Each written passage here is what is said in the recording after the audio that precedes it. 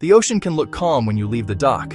The sky can be blue, the water flat, and nothing about the day suggests that it might be the last normal moment you will ever have. On February 28, 2009, 4 friends left Clearwater, Florida for a fishing trip. Nick Schuyler, Will Bleakley, and 2 NFL players, Marquis Cooper of the Oakland Raiders and Corey Smith of the Detroit Lions. They headed roughly 70 miles offshore into the Gulf of Mexico, far enough that land disappears, far enough that if something goes wrong, you are completely on your own. Their boat was only 21 feet long, small for that distance offshore, but not unusual for experienced fishermen.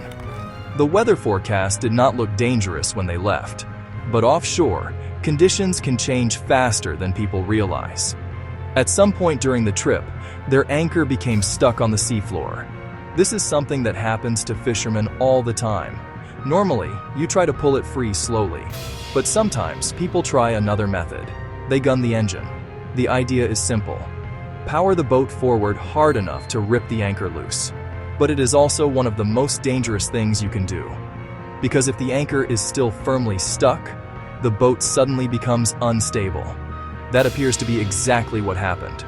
When the engine surged forward, the bow dug down. Water rushed over the front. Within seconds, the boat lost balance. And then it flipped. Just like that. 4 men were thrown into the open Gulf of Mexico, 70 miles from shore, in rising seas. Their only lifeline was the overturned hull of the boat. They managed to climb onto it. But that did not make them safe. Because a storm was coming. The waves began building. Soon they were facing 14-foot seas. Wind gusts pushed toward 50 miles per hour. Every few seconds a wave crashed over the hull.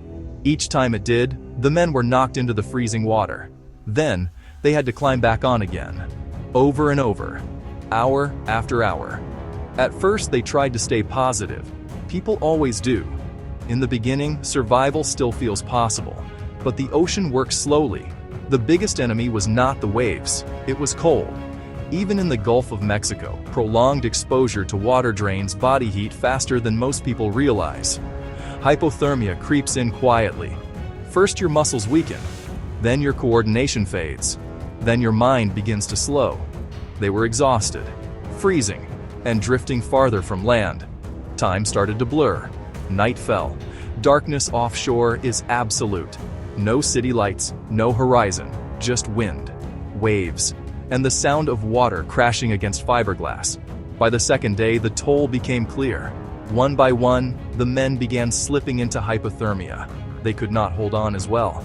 They could not climb back onto the hull as easily. Eventually, one of them let go. Then another, and another. The ocean does not give people back easily. Nick Schuyler watched his friends disappear into the waves. 3 men gone.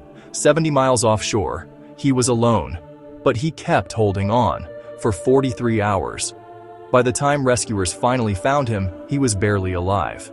His body temperature had dropped to 88.8 degrees. Severe hypothermia. He was delirious, exhausted, and only minutes from dying. The U.S. Coast Guard pulled him from the water on March 2, 2009. Against the odds, he survived. The others were never found. Their bodies were lost somewhere in the Gulf. Stories like this reveal something many sailors already understand.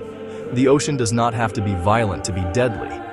Sometimes all it takes is a small mistake, a stuck anchor, a little too much throttle, and suddenly you are in the water with nothing but the horizon around you, 70 miles from shore, where help might not arrive in time, because out there, the ocean does not forgive mistakes, and sometimes, it never gives people back.